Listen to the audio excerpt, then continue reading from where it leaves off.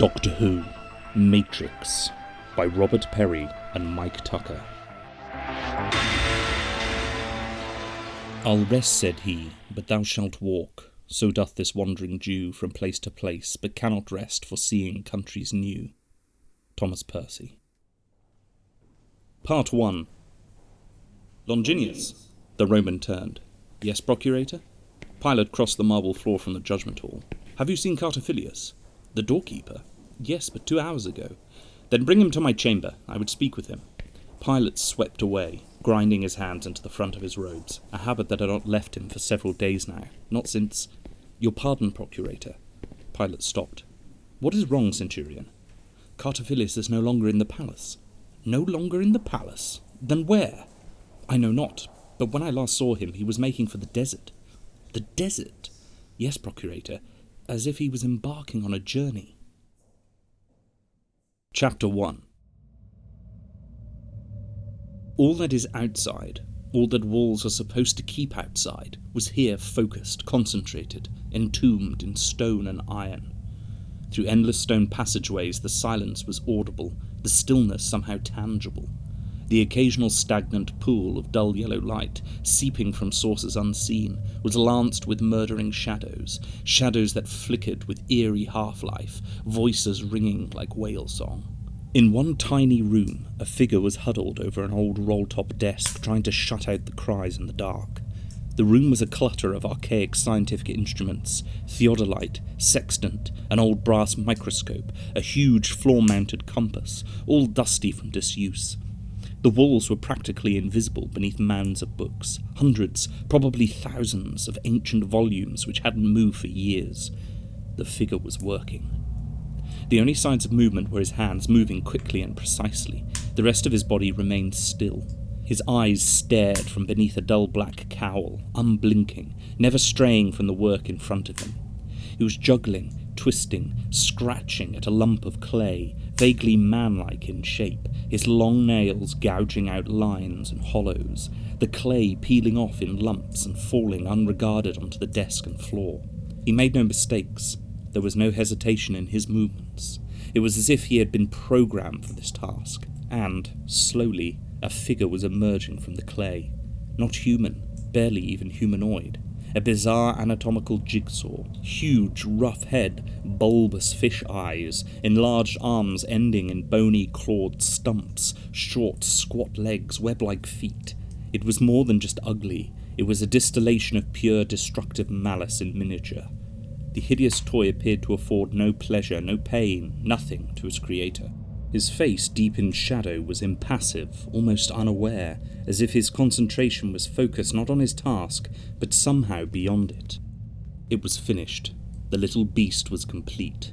The man rose from his chair and swept into the corridor, disappearing into its prehistoric vertebral shadows. Somewhere deeper in the labyrinth, he came to a set of huge double doors wrought from hammered metal. At his silent approach they swung open, with no creak or clang or apparent propelling force, as noiseless as his spectral footfall.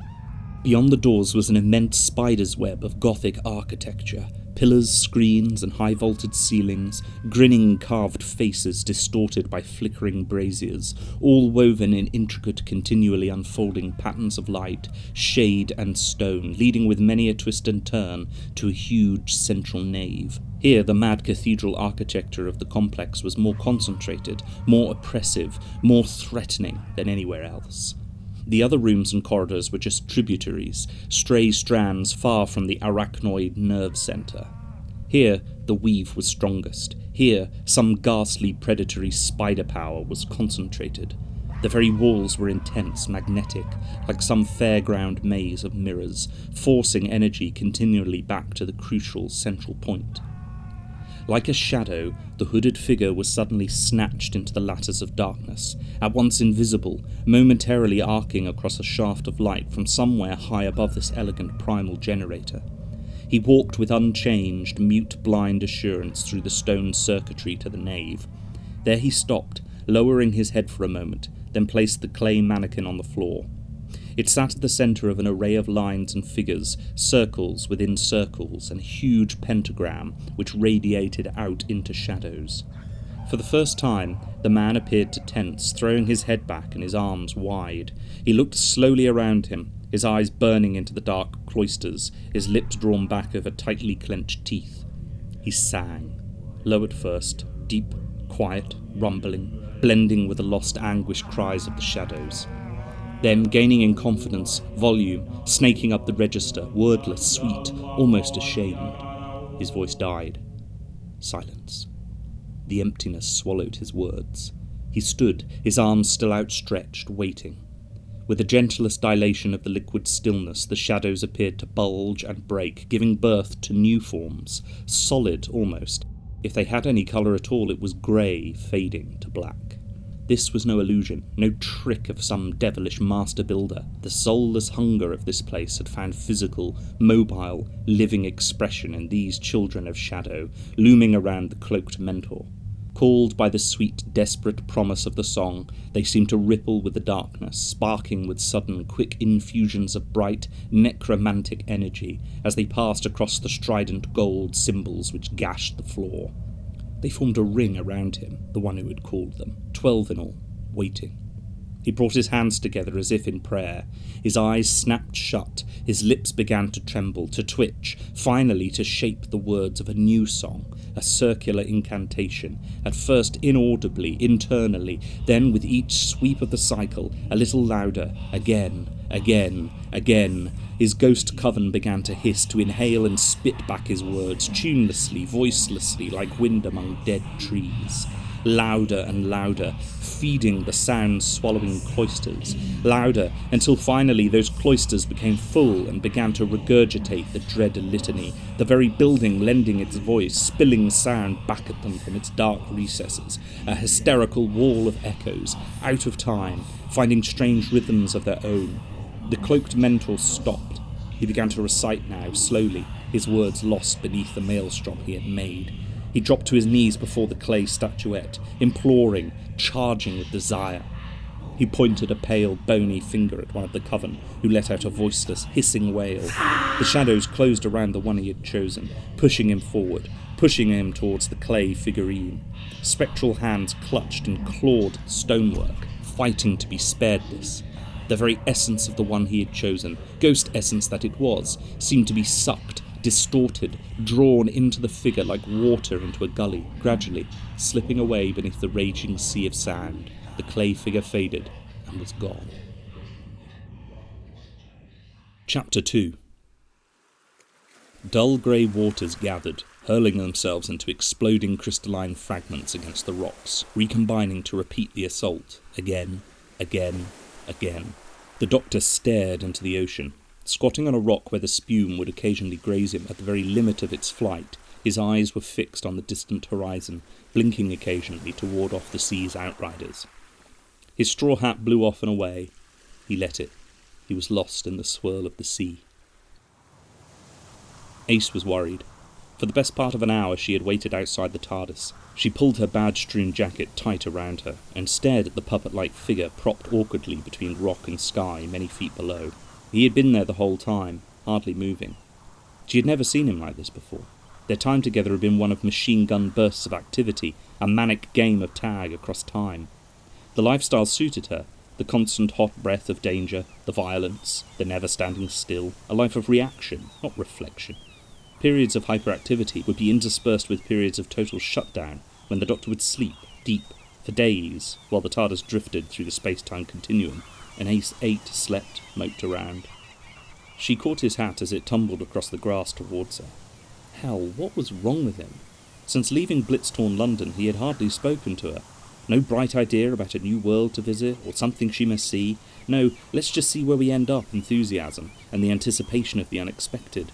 Nothing. He had set a course and stood glowering at the console, willing the TARDIS to arrive. It was strange. The atmosphere in the TARDIS, the very fabric of the ship, seemed to lock into his mood, a thick, unbudging curtain of despondency. The mood penetrated every room and corridor, following Ace wherever she went. She couldn't shut it out. In the end, she had just retreated to her room and switched on her ghetto blaster. The TARDIS corridors had reverberated to Bowie, Happy Mondays, James, anything to lighten the atmosphere. When she guessed they were no longer moving, she had returned to the control room. The doors were open, and the doctor was not there.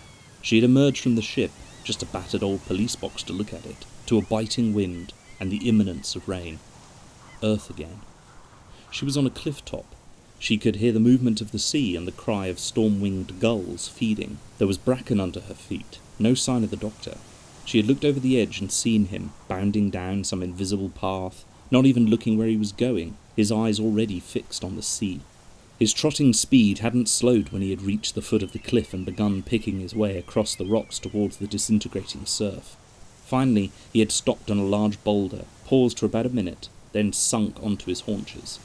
He hadn't moved since. Now Ace was fed up. This had gone on long enough. She set off towards him, her feet finding a path she could hardly see, sandy, earthy, covered with close shrubs and nettles, often vanishing into smooth, difficultly angled rock. Fine. Now across the rocks themselves. They were much bigger than they had looked from above, with crevices as deep as she was tall, and slippery. A wonder he didn't break his neck. She half crept up behind him, timid for once. "Professor, are you all right? You've been here ages." At first he didn't reply. Then, almost drunkenly, "I'm with the dead. I'm among friends." Slowly he drew out the words. They made Ace feel uneasy. He paused, his gaze following the course of a gull. "When I was a boy on Gallifrey, I used to visit the sea a lot. Just sit there, watching, listening. I used to think that was where the dead went, that they were all out there in the sea. I used to think you could hear them whispering to you from the waves."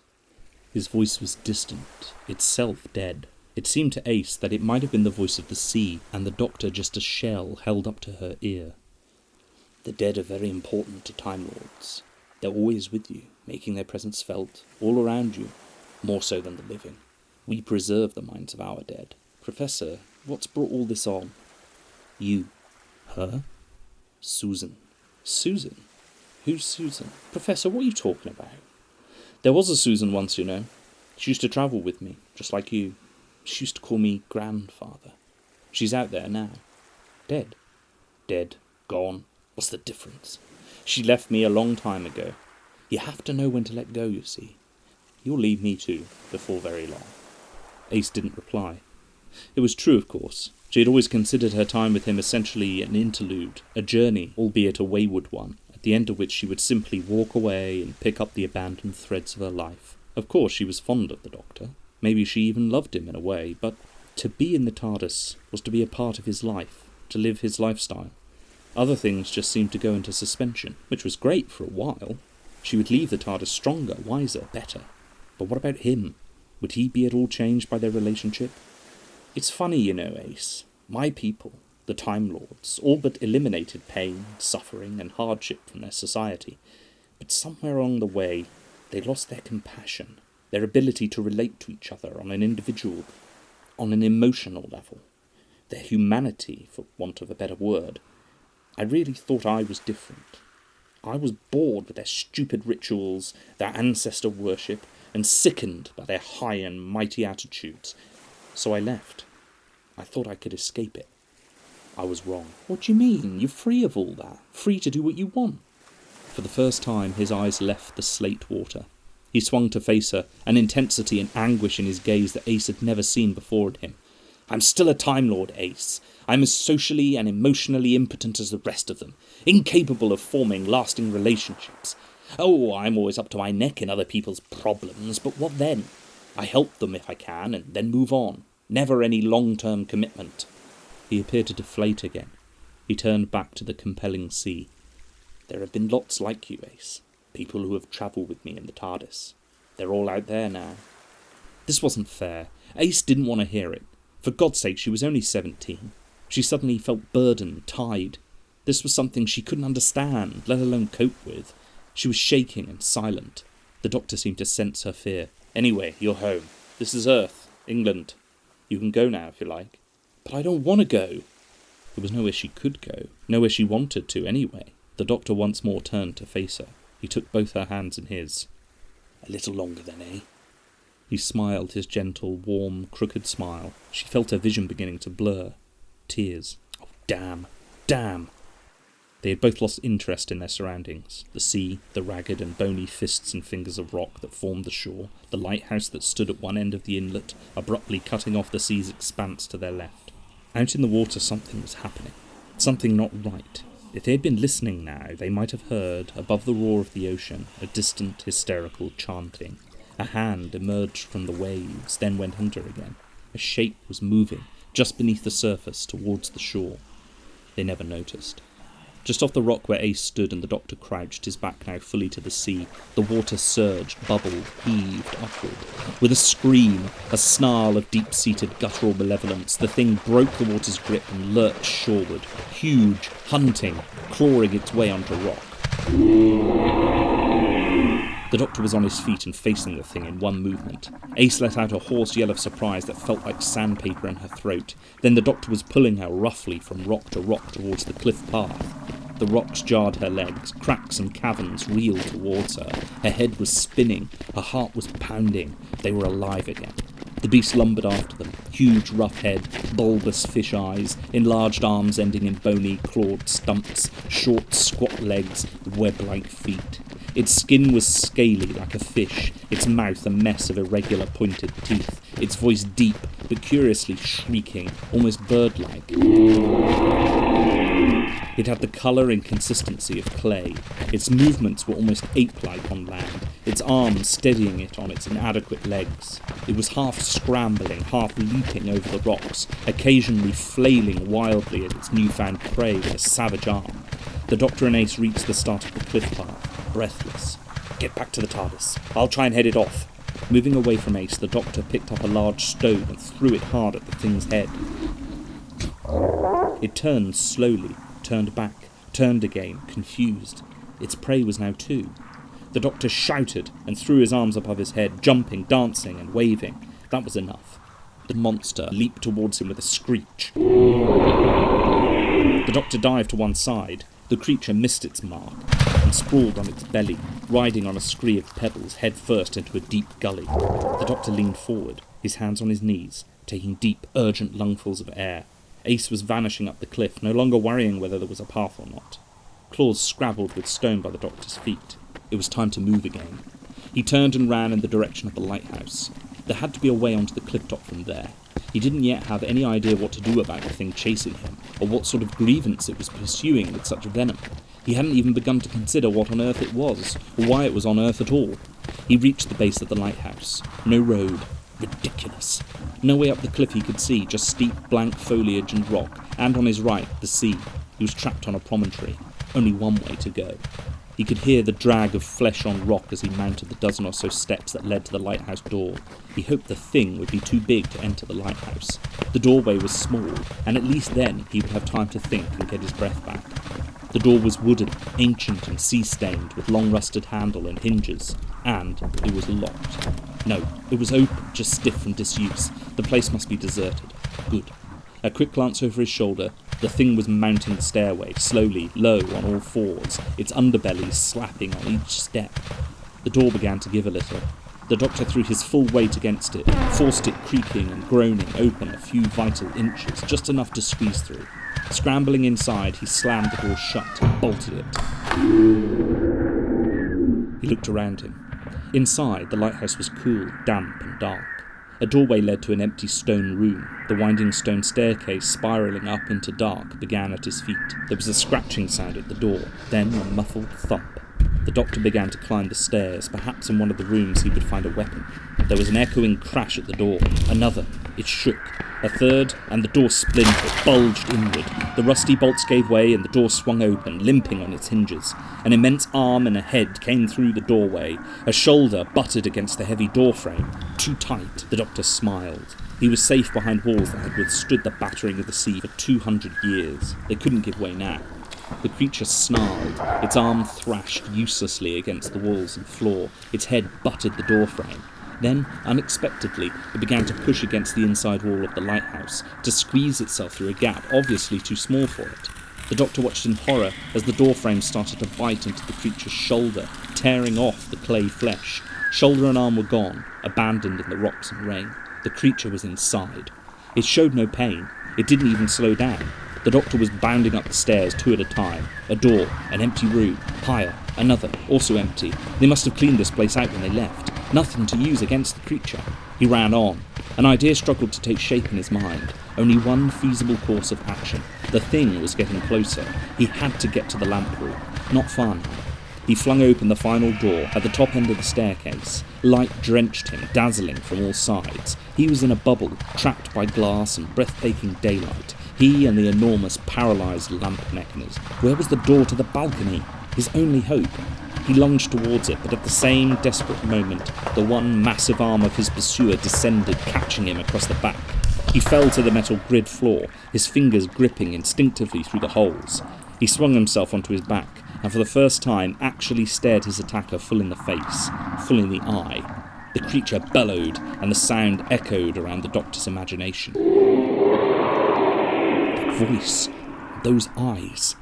Time paused for the doctor. The creature's eyes locked with his.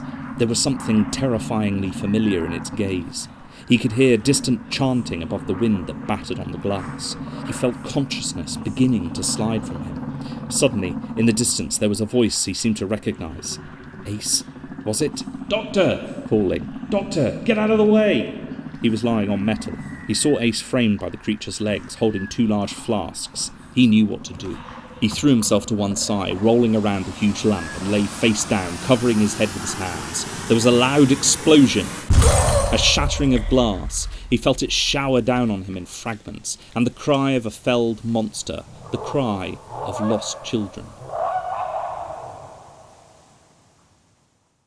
Chapter 3. When he got up, the wind hit him full force. There was little left of one side of the glass dome of the roof and walls, or of the lamp, and the balcony on the same side was broken and buckled. Ace was standing in the doorway, grinning, throwing her one remaining flask into the air and catching it. The doctor leaned out over the broken balcony. The creature was gone, just an ugly statue smashed on the rocks below. He stepped back, gripping a piece of twisted lamp machinery.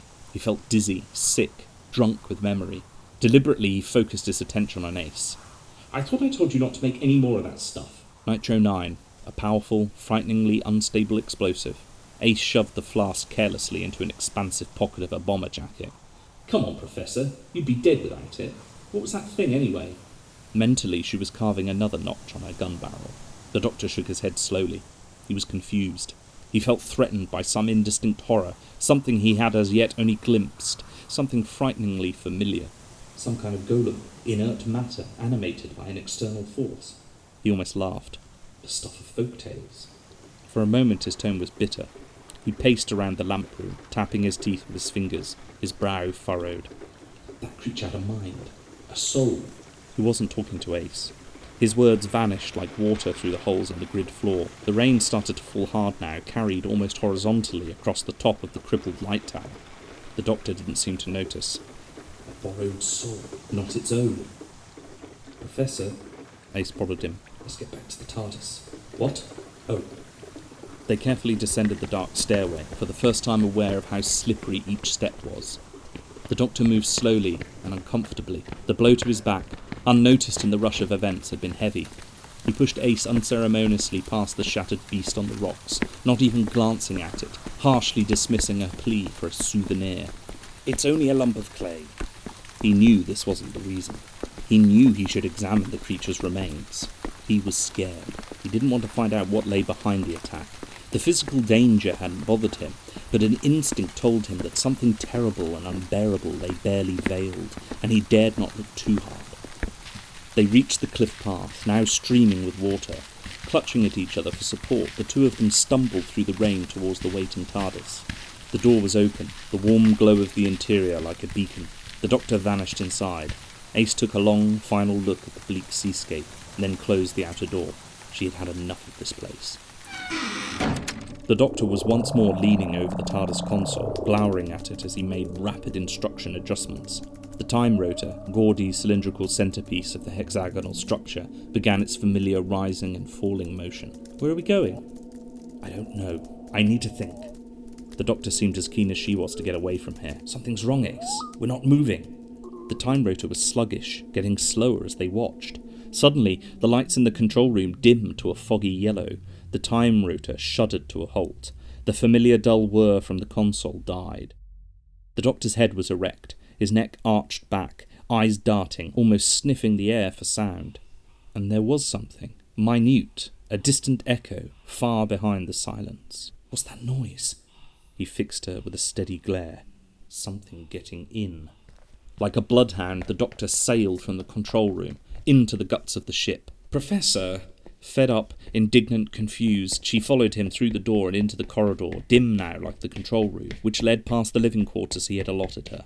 She remembered how she had been offended at the time. The cupboards were full of clothes, knick-knacks everywhere. How many people before her had used that room? How quickly had they left? Didn't he ever clear up after them? He was vanishing around a corner ahead of her. She didn't know this part of the ship. She could get lost if she didn't keep up. Professor! He was getting away from her. She arrived at a crossroads. 3 possible ways, all dark, all unfamiliar.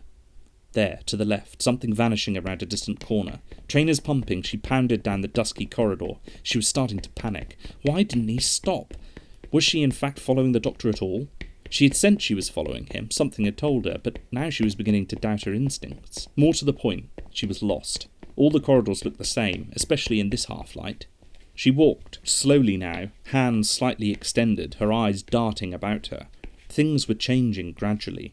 The walls and floor looked older. The familiar roundel pattern remained, but now everything had an almost stony feel, and surely not. Ivy, creepers, vegetation were starting to appear, clinging in long single strands about her. This was ridiculous. Quite abruptly, the corridor opened out into a wide area, lush with vegetation, broken columns, an ornamental pond of dark water. At a better moment, Ace might have found all this funny. Now, lost in semi-darkness and beginning to suspect that she was being led deliberately by an unknown presence, the darkness bore down on her, edging minutely closer. There was a sudden noise, hissing and snarling, and a flurry in the curtain of ivy and vine beyond the water.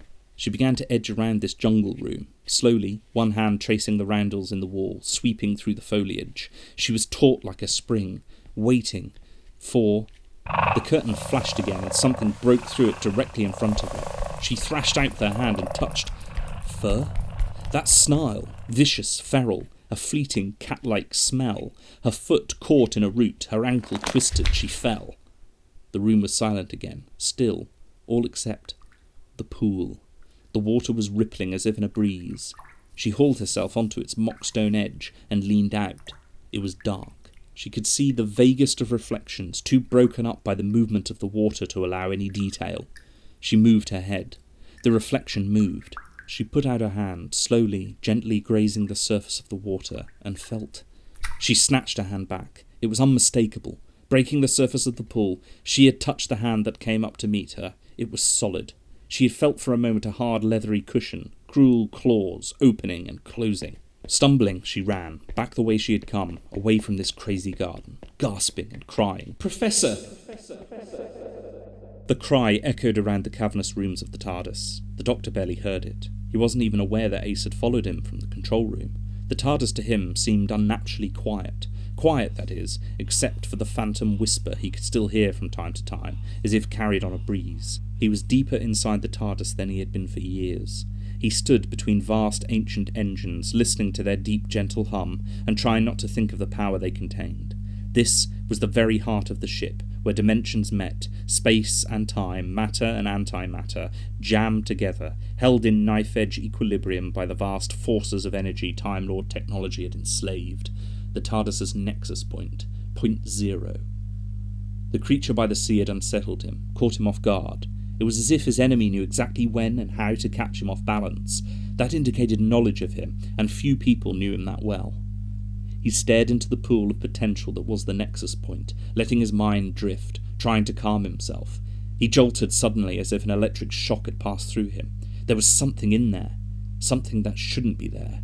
This was where the intruder was hiding.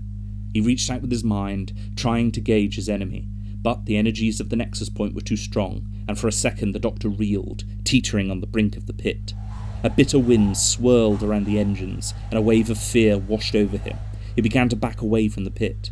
Whatever it was that had invaded his home was strong, very strong. Professor. Now he heard Ace's cry, desperate and lonely. He had to get back to her. As he turned to leave the nexus point, something giggled in the dark.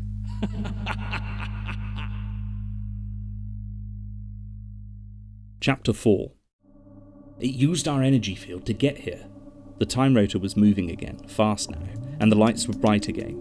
Pale, sweating, the doctor was punching buttons, tapping dials, circling the console like a restless cat. Ace was standing against the wall of the control room, shaking. What did? She had beaten him back to the control room by moment, scared, jumping at nothing. Just some weed floating under the surface of the pond. Reflections couldn't touch you. She tried to pull herself together. Did it have anything to do with that creature? The doctor's eyes fell back to the console. He didn't want to think about it. He was being forced into a corner, made to reach conclusions he desperately wanted to avoid. He had no choice now but to brave the flood tide of his own fears, to throw open Ace's book of mysteries. "Doctor," a new voice rang around the TARDIS. "Getting a little introspective, aren't we? Not like you." Mocking laughter embellished an iron whisper. "You know the dangers of the Nexus Point. It can throw up all sorts of surprises, drive you insane." The voice was familiar, more than familiar. It pressed hard on the doctor's nerves. It taunted his memory. He should know it. "Who are you? Show yourself, intruder!" "Don't you recognize me, Doctor? I'm offended." "I won't fight you." "Oh, but you will." The voice twisted and cracked. Fury and madness tore through it. "The great Doctor, not frightened of anything, except the terrible truth about himself. You will fight me, Doctor. You will."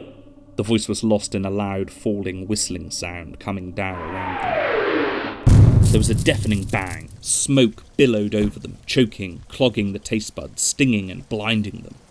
Ace was spinning. She could feel something like damp earth and small stones hitting her, spraying against her.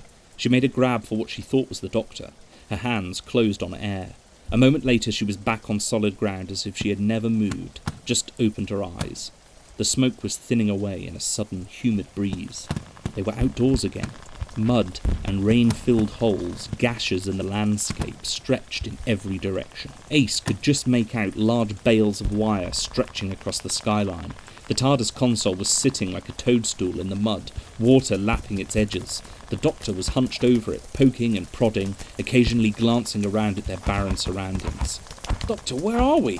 What's happening?" "I don't know." He was crawling around the TARDIS console on all fours, craning his neck to inspect its underside. He was almost gabbling in panic. "I don't know how we got here, and I don't know how to get us out." His hand disappeared into the guts of the console. It gave a brief stammer, an electronic burble, and a few blinking lights, and the doctor snatched his hand back as if bitten. "Don't you dare!" Something overhead whistled, screamed, the same sound as before, cutting across the sky and getting louder. The doctor sprang to his feet, at last taking in their surroundings properly. Stupid! All the time he'd been tinkering, they were in danger. The whistling ended in a loud, dull thump about 100 yards away, throwing earth and stones into the air like startled birds. They were on a battlefield, and totally without cover. In the distance they could hear the rattle of gunfire. "Come on!" The doctor grabbed Ace by the wrist and started pulling her behind him, rapidly up a slope towards the coiled wire that lay between them and the sky. "That was a mortar, wasn't it? I've never seen one of them go off before." "Ace, this isn't a game. We're in the middle of a war." As they ascended the rise, she was scanning the miles of flat desolation, searching out detail in the distance. Occasionally, she would stare at the sky, almost as if willing another projectile to come. Now they were near the cruel barbs, stark against the sky, an immense crown of thorns. The sun, setting in front of them, was raw and bleeding on the wire. Somewhere ahead, an order was given. Shouts. Then, from behind the wire, "Push forward!" About 30 figures in mud-soaked khaki, faceless behind gas masks, clambering through their own defences, shambling downhill to a weary and inevitable death. The doctor froze. His grip on Ace's wrist tightened painfully. She knew they had to get out of the way, but he, not for the first time that day, he was staring, lost, into the face of advancing destruction. It was the masks, the same look of hollow doom as before, the same look that had been in the eyes of the clay creature. The terrifying, pathetic force was nearly level with them. Ace was struggling, pushing, hitting the paralysed doctor as the soldiers laboured the last few yards towards them. From the other direction came a burst of machine gun fire. It was loud, close behind Ace. She felt the first split second of impact as the bullets pierced her clothing. She felt she was in a goldfish bowl, or back on the lighthouse, sucking in light, sound, smell from all around her, greedily. She tasted her own flesh. She saw and remembered more in that moment than she ever had before. She was suspended in time. The soldiers were falling. She could see the impact of bullets, the jerk of bodies then collapsing like straw men. Within a minute, they were all dead. Why was she still standing? She was unhurt. The doctor was still unmoved. She had stood in the path of oncoming bullets, she knew. She had felt them begin to touch. "Are you all right, Ace?" The doctor sounded subdued, numb with shock. He still hadn't moved or released her wrist. The battlefield was silent now. There was no sign of whatever gunner had cut down the hopeless advance.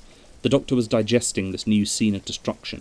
He took a deep breath and knelt down by the nearest corpse. He had to know. He was shaking. His hands fumbled with the straps on the gas mask. Odd. The corpse before him seemed small, too small to be a soldier. The uniform looked too big, loose and creased and bunched. The doctor let his eyes flash across the other fallen figures. They all looked too small. Boy soldiers? Finally the straps gave, and the doctor lifted the mask away from the face. He froze. His hands were suddenly useless. He dropped the mask. The face that stared up at him, wide-eyed and stone-dead, was that of his young companion, Ace, her mouth open, her tongue protruding obscenely, spittle drying on her chin. The doctor lurched to the next body, clutching and tugging at the mask, prizing it away from the head. The same sight greeted him, only this one was alive. Desperately he tried to raise her head to clear her airway. Her breath was so shallow as to be almost non-existent. Her eyes were unfocused. Ace! Her mouth twitched. She looked at the doctor, seeming to recognise him. She was trying to say something as the life slipped away from her. Ace! The doctor whispered thickly, hoarsely. He laid her head down on the broken earth and moved sullenly to the next prone figure. There was little left of the gas mask on this one.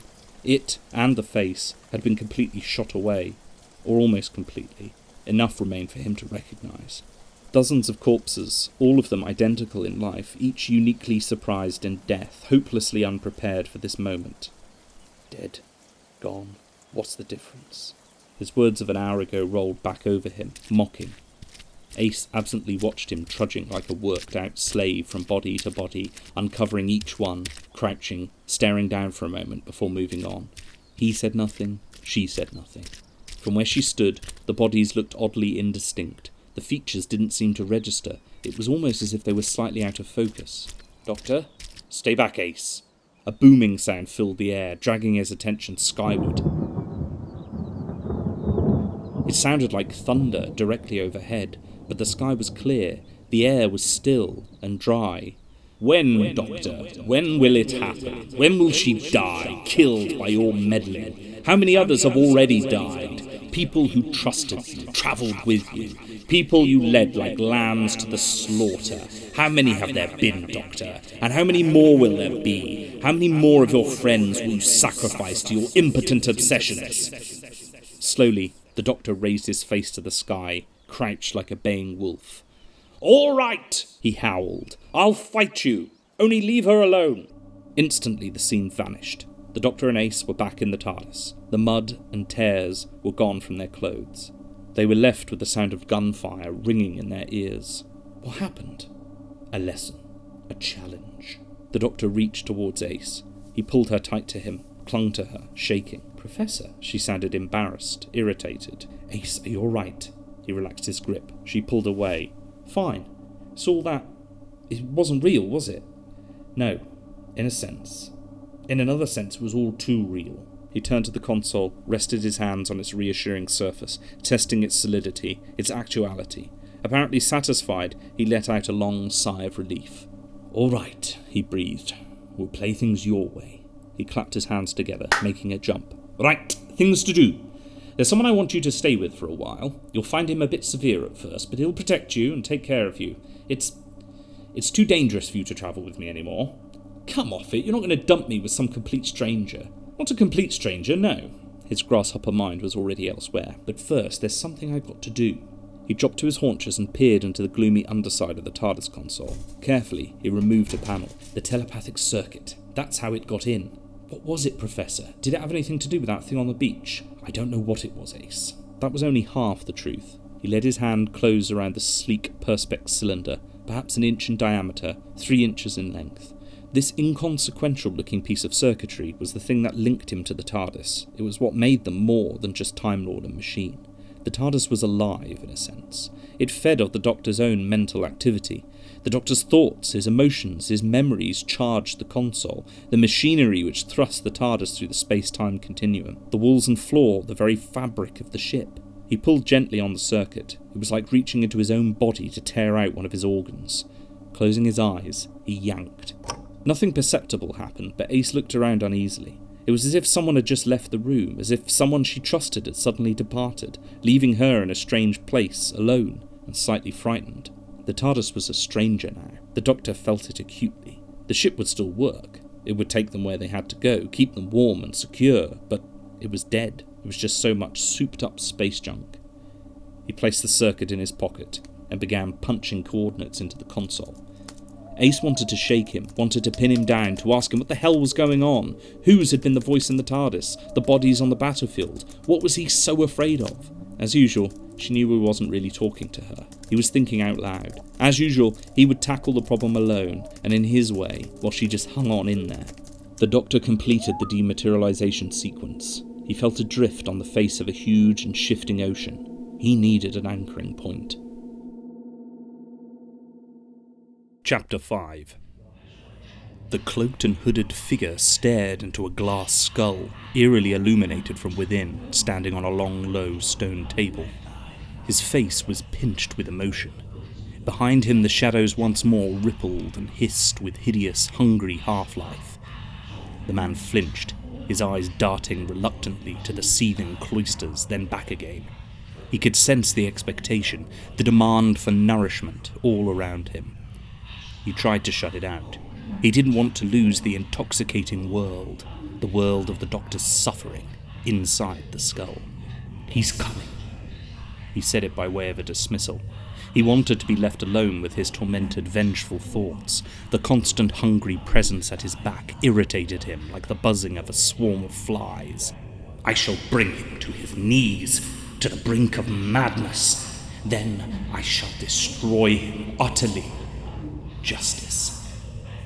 He brought his palms gently to rest on the crown of the skull. The constant subliminal cicada rattle was getting on his nerves. He pressed his fists into the uneven slab of the tabletop. The knuckles whitened. I have watched the Doctor. I have prepared. I know the way his mind works. I know exactly what he is thinking, even now. And he hated him for it. His hands were bleeding. Still, he crushed them into the rough stone. Suddenly, he lurched from the room, an unseen door opening and closing silently, almost subliminally about him. He had to be alone.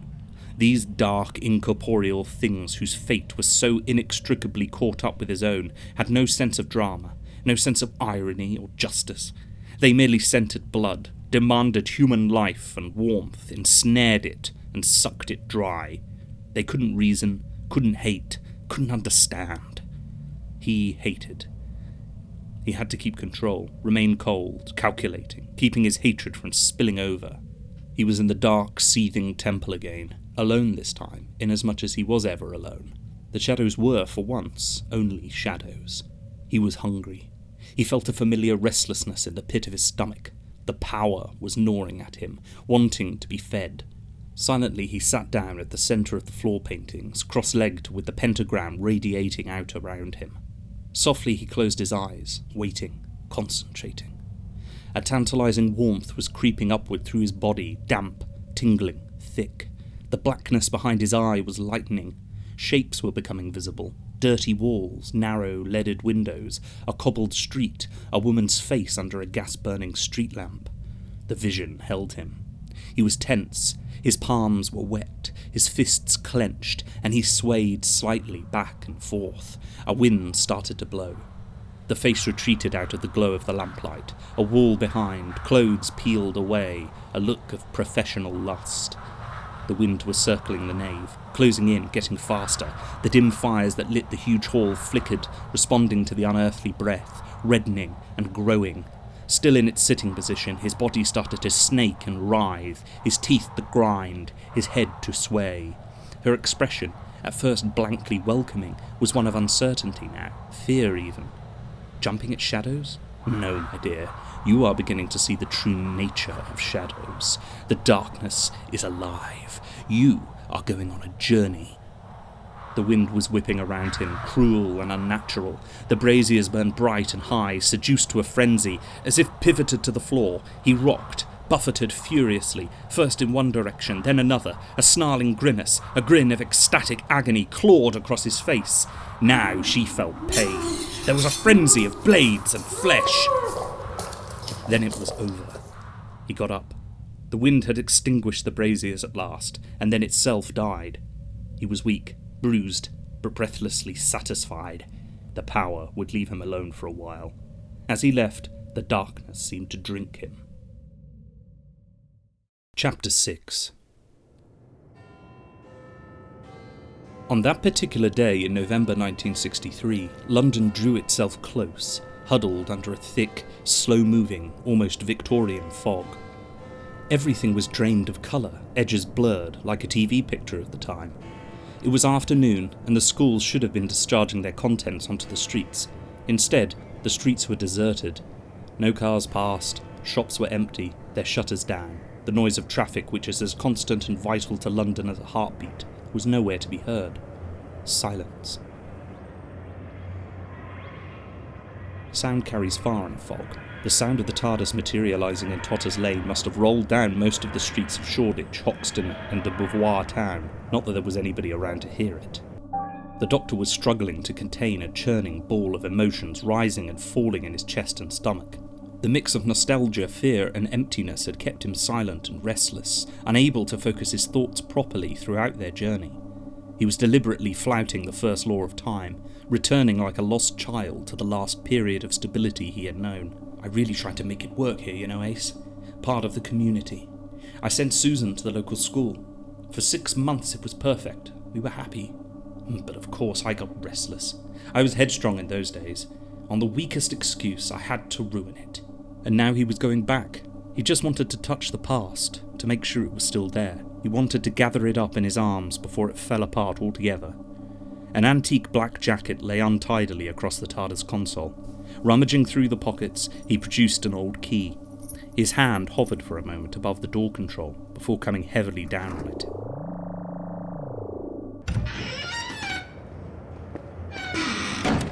Ace shivered as they stepped out into the damp grey evening. It matched her mood. She remembered the last time she had been here. Daleks, the Hand of Omega, Mike.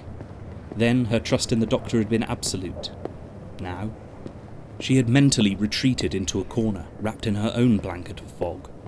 She felt distant from the Doctor, isolated. She didn't really understand anything, and he had offered little in the way of explanation.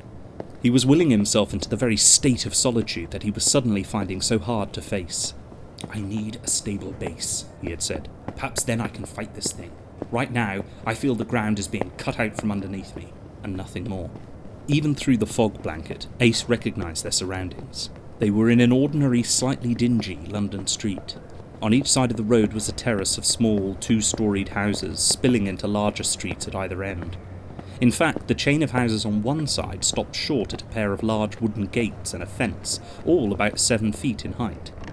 It was at these gates that the Doctor was banging, pushing, trying to turn his key in the lock. The gates remained steadfastly shut. It's impossible.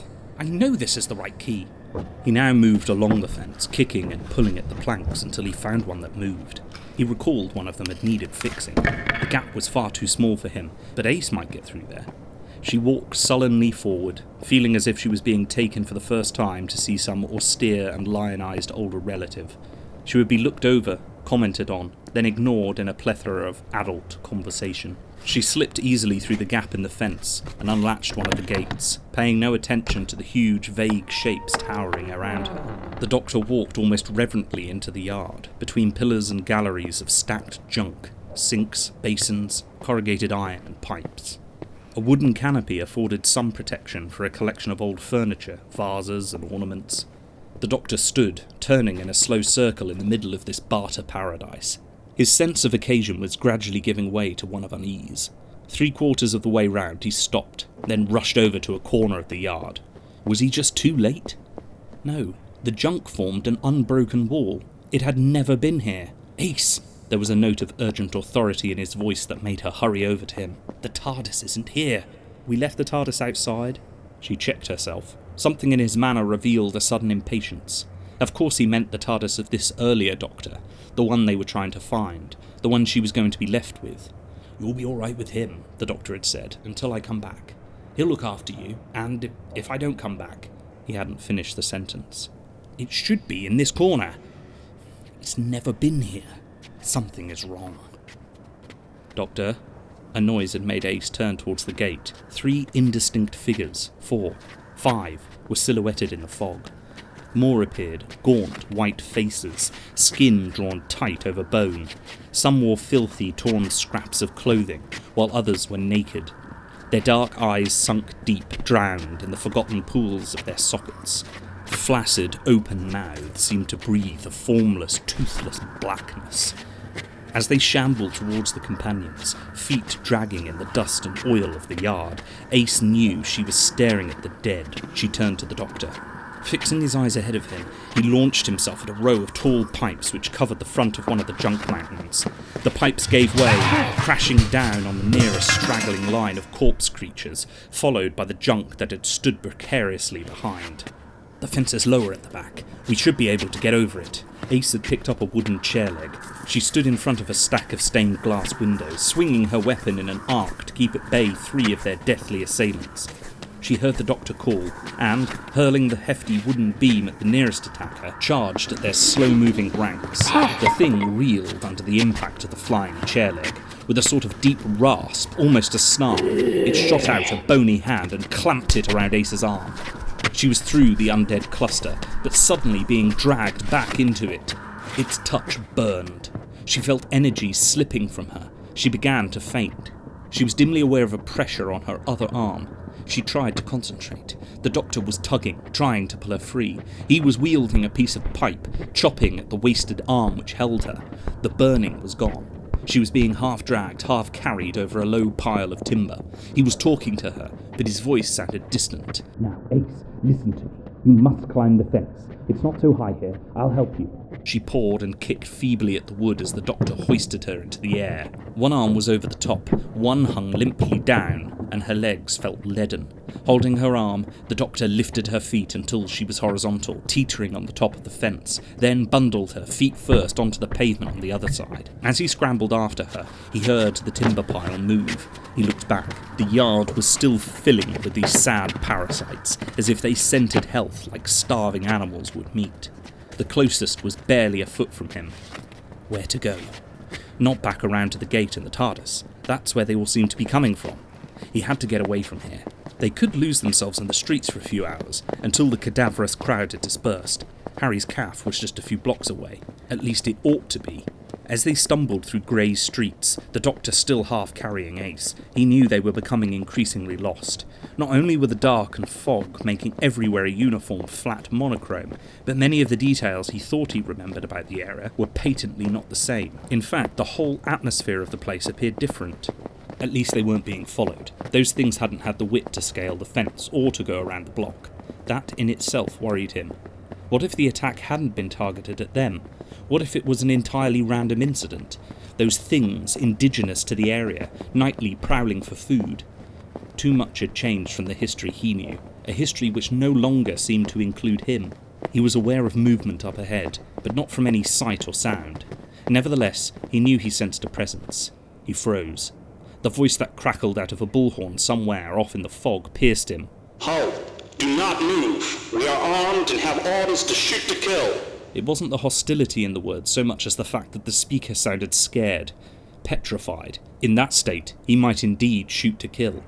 Odd. His accent was clearly American. "We mean you no harm," the Doctor spoke slowly and softly, cautiously. "Why have you ignored the curfew?" "We are strangers here, visitors. We don't know about any curfew." None of this made any sense. The Doctor took a step in the direction of the voice. There was a rich cracking sound, and he felt a bullet whistle past his head. Another followed it. Silently, he slipped a hand over Ace's mouth, and, grabbing her arm with his free hand, began to run, dragging her after him. Her legs barely working, they stumbled into a side road as another rifle retort lacerated the fog. They couldn't run. It was far too dangerous. Tightening once more his grip on Ace's arm, he slipped silently into a sheltered doorway, pulling her after him. Perhaps they could avoid detection in the darkness. 2 figures materialized out of the gloom. Both were young, both in the combat uniform of the United States Army, both carrying automatic rifles. They paused for a second close to the doorway. One whispered something to another. They moved on. The doctor's pent-up breath came out in a rush. He was confused. Nothing was as it should be. He removed his hand from Ace's mouth, gesturing silence. She was starting to come round. Neither of them felt inclined to leave their place of scant security. There was a click behind them. The door was slowly opening. They spun round to see a young woman, half hidden behind the door, gesturing frantically for them to come in. There was little alternative. His arm still around Ace, the doctor walked gingerly past the woman into an unlit passage. The door clicked shut. Another opened, letting out a feeble light, a shabby living room. They entered. A young man in cardigan and slippers was standing, looking at them, frightened and angry. The woman followed them in. He sat down in a far corner, staring at them. She hovered behind them. The one remaining frail pocket of hope lurched in the doctor's breast, and warmth flooded through him. He smiled, a smile of blissful relief, of recognition. Perhaps now he was beginning to reclaim his past, inch by vital inch. "Hello, Ian," he said. "Barbara."